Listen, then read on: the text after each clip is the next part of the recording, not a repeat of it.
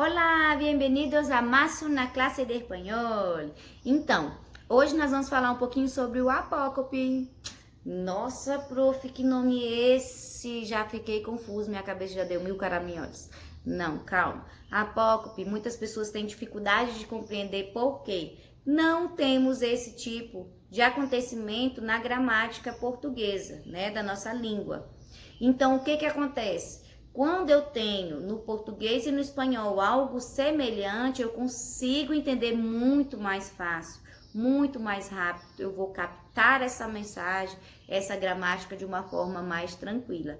Porém, quando a gente não tem, é aonde eu sinto a maior dificuldade. Eu percebo sempre em vocês o quê? Os verbos irregulares, que não existem no português. Quando eu vou explicar no espanhol, eu sinto que já nos olhos, quando eu estou explicando, já tem aquele olhar diferente, assim, de um pouquinho apreensivo, tá? A mesma coisa ocorre com o apócope. A mesma coisa ocorre com outra regra que eu expliquei, com os heterogenéricos, né? Então, assim, não são todas as palavras que vão sofrer isso, mas são um grupo de palavras. Esse grupo de palavras, vocês têm que conhecer o grupo, certo? A mesma coisa com o apócope. Ele vai acontecer o quê? O que seria o apócope, na verdade? É a perca da última letra, no caso de uma palavra vai perder a sílaba, ou a mudança da palavra, no caso de mucho e muy, em determinadas situações. Nem todas as situações são as mesmas, regras são diferentes. Por exemplo, eu tenho apócopes que ocorrem antes de substantivos masculinos no singular. Quais seriam eles? Bueno, malo. Um exemplo, tá? Bueno e malo vão perder a última letra, então vai ficar buen, mal. Esses dois vão perder antes de substantivos masculinos singulares. Então, eu tenho que ter depois dele uma palavra que me remete ao nome de algo que exista e que essa coisa que existe esteja no masculino e no singular.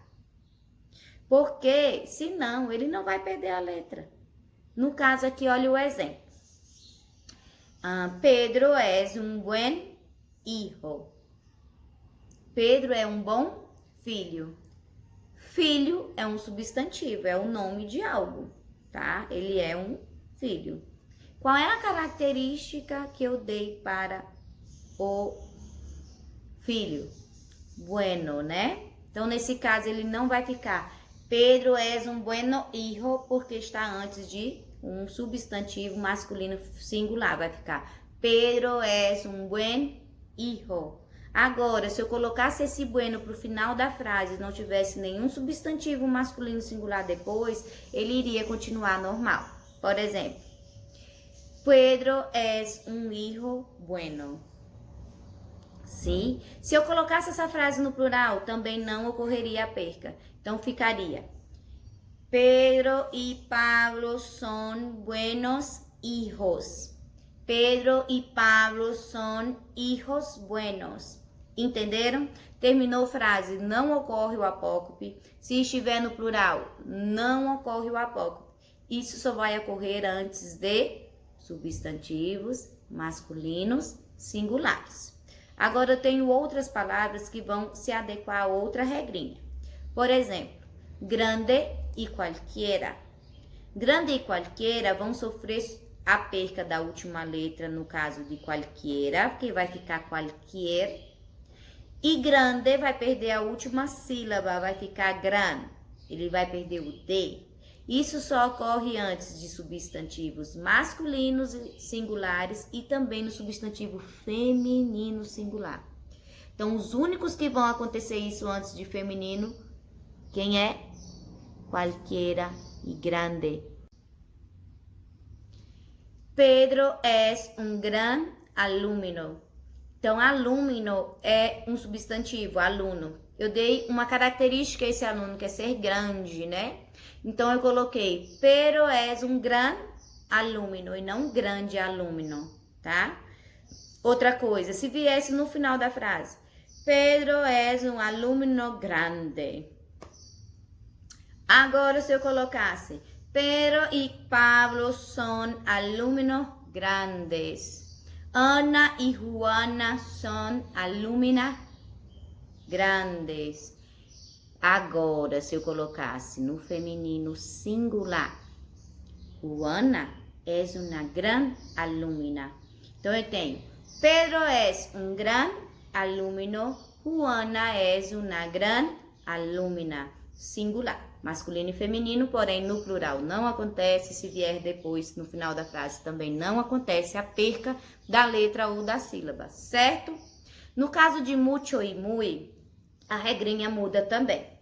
Por exemplo, eu tenho o mucho, né, que vai antes de substantivos. Já o muy é a forma reduzida desse mucho. O muy só vai aparecer antes de adjetivos e advérbios. O que seriam adjetivos? Qualidades, características que eu dou para descrever alguma coisa. Advérbios, existe um leque enorme de advérbios. Advérbio de tempo, de modo, de quantidade, de lugar, certo? Um exemplo.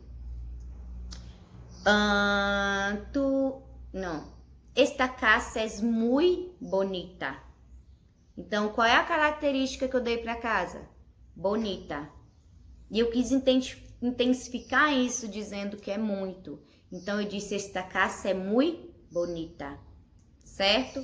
Agora, se eu estiver terminando uma frase, eu não posso usar muy. Nunca.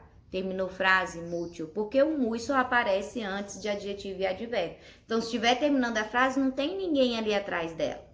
Não tem nenhuma palavra que a segue para que eu possa observar. Então, se eu disser assim, ó, ¿te gusta esta casa? Sí, mucho. Eu não posso dizer, sí, muy. Não. Terminou a frase, ¿te gusta esta casa? Esta casa? Sí, mucho. Tá? Muy, não, nunca, jamais. Entendido? Um advérbio. Mi casa se queda muy lejos de la escuela.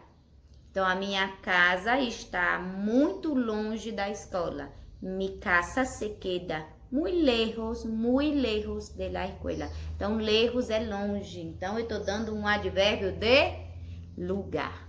Certinho? Tem outra aqui. Os santos. Deixa eu ver se o livro de vocês traz.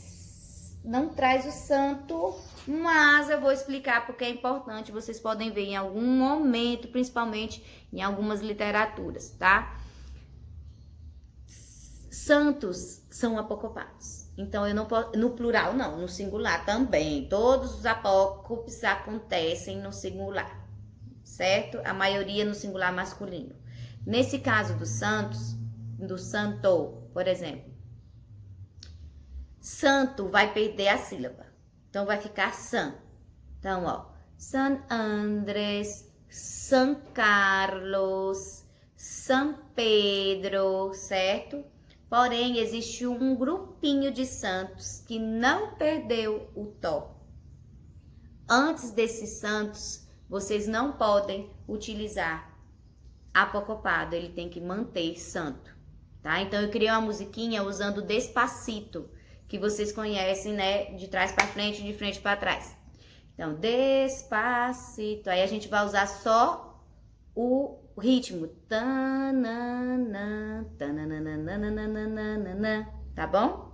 Então, Santo, Santo Domingo, Santo Cristo, Santo Tomé, Santo Tomás, e tem também Santo Toribio, Santo, Santo Domingo, Santo Cristo, Santo Tomé, Santo Tomás, e tem também Santo Toribio. Então, esses 5 santos não sofrem apócope, vão ficar Santo, Santo Domingo, Santo Cristo, Santo Tomé, Santo Tomás e Santo Toribio. Esses 5 santos não sofrem apócope, os demais todos irão sofrer. E claro que se eu estiver falando no feminino, Santa Helena, Santa Edviges, vocês podem usar santa, santas no plural também, porque santo só perde, né, só sofre apócope antes de masculino singular, certo? Então, nuestra clase se queda por acá. Se queda atentos y besitos. Hasta la próxima.